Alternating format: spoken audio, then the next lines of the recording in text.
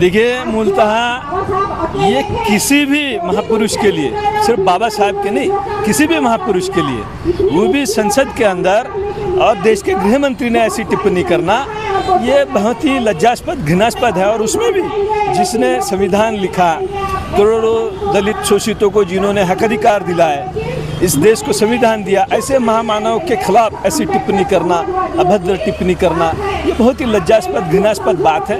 लेकिन मैं इसमें नया कुछ नहीं समझता, क्योंकि अमित शाह ने जो कुछ कहा है वो जो उनके दिल में था वो जुबान पे आ गया।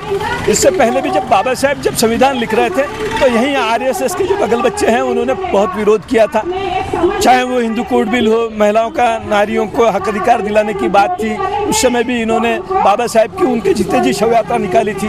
तो ये अपमान करना इनके लिए कोई नई बात नहीं है। आज वही बात उन्होंने दोहराई है अमित शाह ने, और वो इसलिए भी क्योंकि इनको तकलीफ बाबा साहब से ज़्यादा बाबा साहब के कानून से तकलीफ है, क्योंकि बाबा साहब ने कानून लिखकर इनके चातुर्वर्ण व्यवस्था को चैलेंज किया है। इनकी चातुर्वर्ण व्यवस्था का जो कानून था, मनुस्मृति थी, उसकी धज्जियां उड़ा दी है।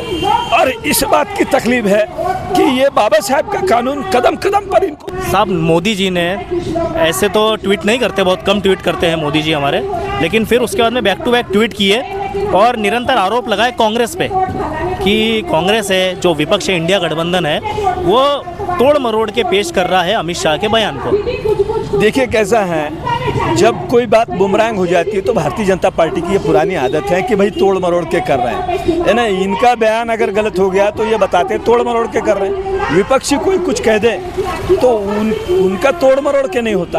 ये हमेशा इनकी आदत रही है। ये जहाँ भी फेल होते हैं, कांग्रेस पर, इस पर, उस पर आरोप लगा देते हैं। कांग्रेस ने अपमान किया, हाँ भाई किया ना, हम जानते हैं, पता है। ये बताते हैं भारत रत्न नहीं दिया। अरे हमको तकलीफ नहीं, तुमको क्या दिक्कत है? तुमको क्या दिक्कत है भाई? बाबा साहब भारत रत्न के मोहताज है क्या? बाबा साहब तो विश्व के चुनिंदा लोगों में शुमार है। तो ये जो भारतीय जनता पार्टी की जो आदत है कि तोड़ मरोड़ के बयान पेश किया, जब बुमरांग हो जाता है तब ये ऐसी बात करते हैं।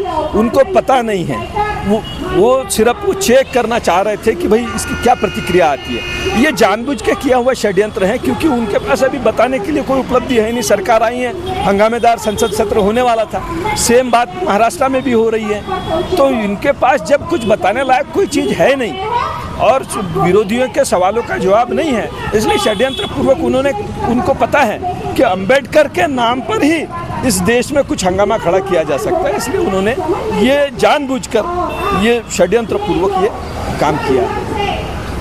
अंबेडकरी जनता अब और क्या करने वाली है? क्योंकि अगर इन्होंने गलती करी है उसकी माफ़ी नहीं मांगी या फिर इस्तीफा भी नहीं हुआ, तो फिर अंबेडकरी जनता किस और हद तक जा सकती है? देखिए, इस्तीफा तो ये देते नहीं, ये बेशर्म लोग हैं। इन्होंने तो कई जाने ले ली तब इस्तीफा नहीं दिया। और मैं तो ये कहता हूँ, ये कांग्रेस का पाप है जो देश भुगत रहा है।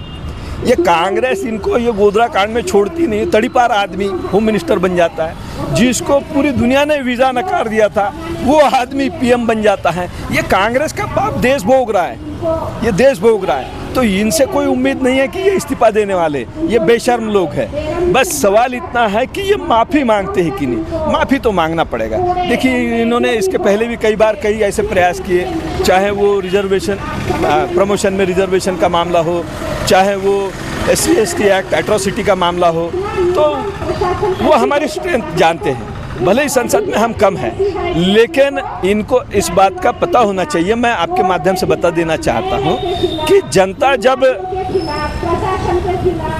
संघर्ष पर उतारू होती है तो बड़े बड़े सिंहासन जो है वो जमीन दोस्त कर देती है। और ये ताकत इस देश की दलित जनता में, अम्बेडकरवादी जनता में तो जरूर है।